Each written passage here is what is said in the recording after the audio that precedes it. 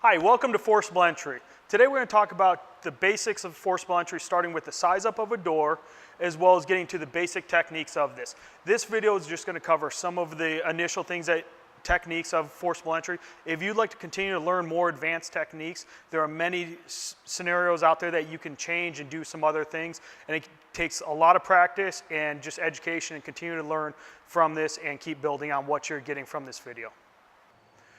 Hi, today we're going to talk about forcible entry. We're going to talk about a couple parts of forcible entry, starting with the door size up when we approach a door. Then we're going to talk about the communication between the two people who are doing the forcible entry, if it's a two-person forcible entry opportunity. And then we're also going to talk about the 3 steps to do forcible entry. So we're going to talk quickly about the new Haligans that we're getting for Glendale Fire. We're going to make the changes through attrition with our equipment. But this is called the Maximus Rex. The big change in this tool is the adds tool on here. This is now a Rex tool on here. We're going to show you today that doing the forcible entry, this does not have any adverse effects when it comes to our forcible entry techniques. It still is just as strong. It actually gives us some other capabilities when it comes to through the lock processes. And we're going to talk about that later with a different training video. But going over some of the parts of this tool, we have our Rex tool or adds tool as well. You also have some indicator marks on the sides of the adds, on both sides of them, as well on the forks. You have one at the crotch of the forks and one at the tip of the forks. These indicators are tools for us to be more efficient when it comes to our forcible entry. Our first indicator on our forks, this is the depth of the average door jamb depth of most doors. So if we're going through doing forcible entry on an outward swinging door and we feel like we're hitting something solid and we're only near that first indicator mark, that's telling us we're probably at the door jamb. And we need to make some adjustments, work ourselves around that door jamb to continue on and actually be successful in the forcible entry. The second indicator on the crotch of the fork, this is a mark to say we are deep enough that we are probably good to actually force this door. So we have set the tool to the correct depth, and now we're ready to force that door. If we try and force the door too early and we're not using these indicators, there's a good chance our tool is just going to slip out and we're going to have to start all over, and even possibly start from gap portion as well, depending on how much pressure is on the door and how much it closes back on us. On the adds part, we also have this indicator. There's only one on the adds. This will give you the rough indicator of a door jamb if you're going flat into that one. Once you make your angles getting around, this is also how deep you want to get when it comes time to actually set that tool and finish setting it and force the door from then on.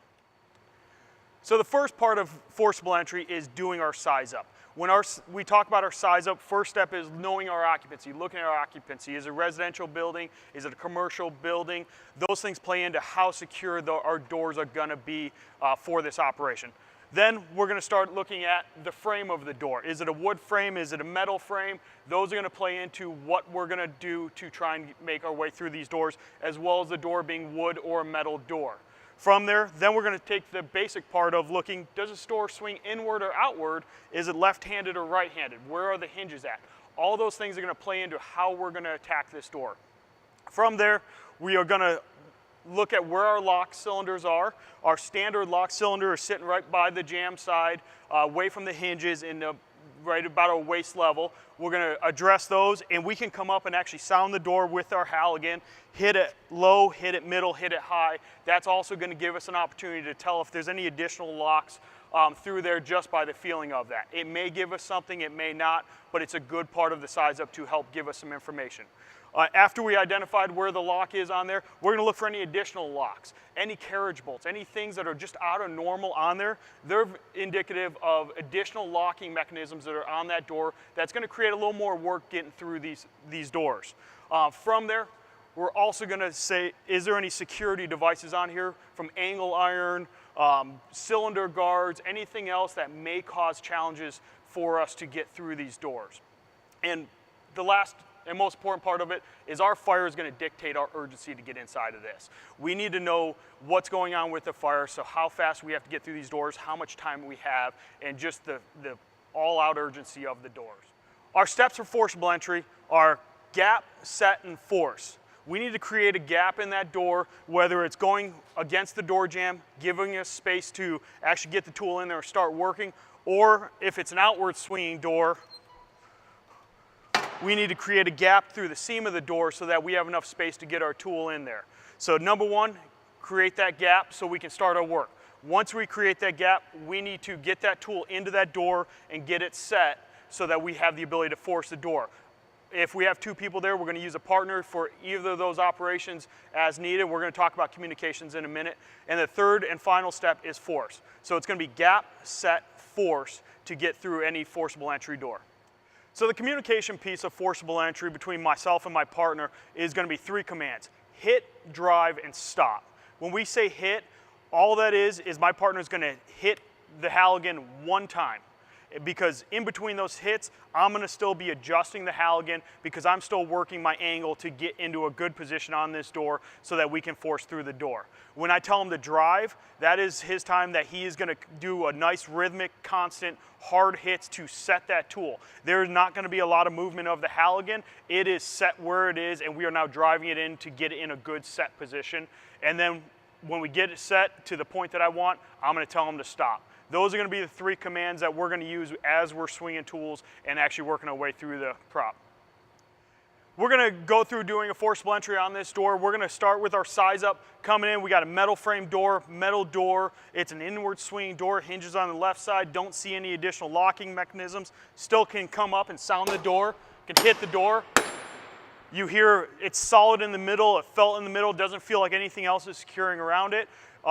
Don't see any other additional challenges on there. So we're going to start with trying to create our gap. So I'm working on getting my adds in here, have my partner come up. He's going to help me set my tool. So hit. And it only took 1 hit to get in here right now. From here, I can create that gap a little bit just by pushing this door down. From right here, I have a little bit of a gap. I want to use this gap, but if I pull my tool out, I'm going to lose the work I've already did. So I'm going to have my partner come over and actually capture that gap, and he's going to take the axe, put the blade right into that seam, and this is the advantage of using an axe over a sledgehammer because we can use this to save our space in there. As soon as he's in that spot, I take the pressure off my Halligan, and he's created a holder on that space so that I can readjust my tool to whichever way I want to now work into that seam. As soon as I get it in there and take that pressure, his tool comes right out and we haven't lost any of our work so far. From here, we're going to continue working to try and get this tool set. We have our gap. Now we're going to get the tool set. There's going to be adjustments working around the door jamb here, so we're not going to drive right now. We're just going to be doing the hit 1 time because I'm going to continually move this Halligan in between them. Hit, hit, hit, hit.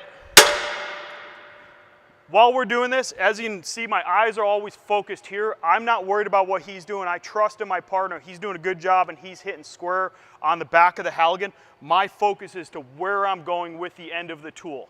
From here, we're worked ourselves around the door jamb in a good position. At this point, I'm going to have him drive and we're going to get this tool set. Drive.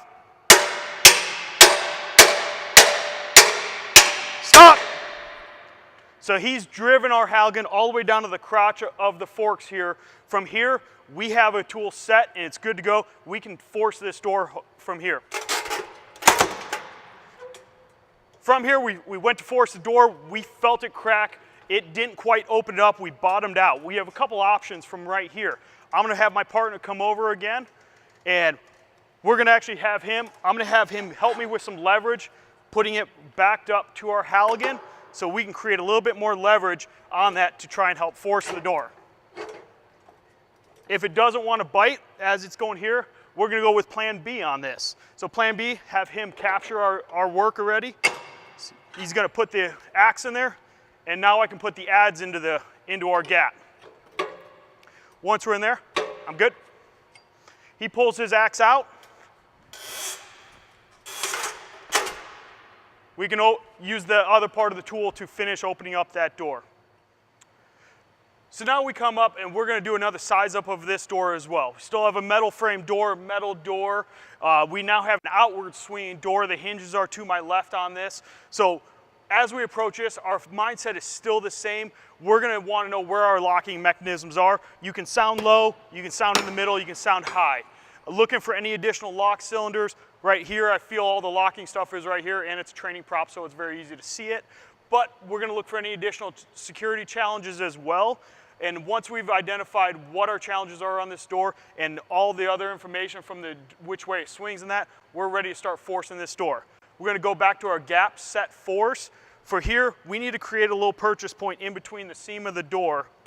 If I can get it in there, I can start working depending on how tight that seam is.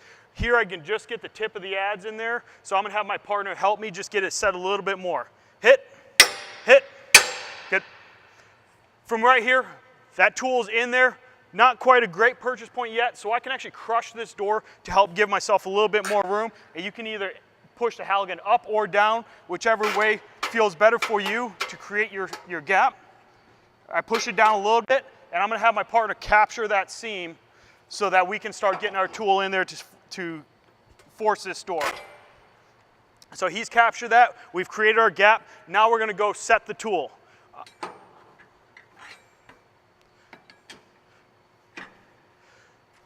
Good. So once I put my Halligan back in here, the difference we have from an outward swinging door to an inward swinging door is we have the door jamb now on the inside of this. If I just try and go a straight line inside of there, it's gonna hit the door jamb, and as I'm hitting, I'm gonna feel this thing start actually bottoming out very quickly on here. And as you'll look at these Halligans, there are marks on the Halligans, and they're helpers for us, those markings to tell us how deep we are. And if you're hitting that first mark, and you're feeling like it's hitting something hard, you are actually hitting the door jamb, and you need to make your adjustments to work yourself around the door jamb or change up your plans or which end of the Halligan that you're now working with. From here, I'm gonna have my partner, he's ready to hit for me, and we're gonna work ourselves around that door jamb to try and help open this door. Focus is still in the end of the tool, the working end of the tool, and hit, hit, hit, hit, drive. Stop. Tool set. Now it's time to force the door.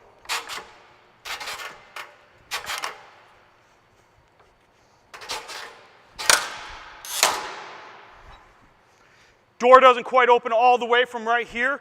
If you have a door that's going to open a small gap, there's either two options that are going on. One, you have a lock that's really holding on really well, or this is a good sign that there might be a secondary device behind it, like a drop bar or something.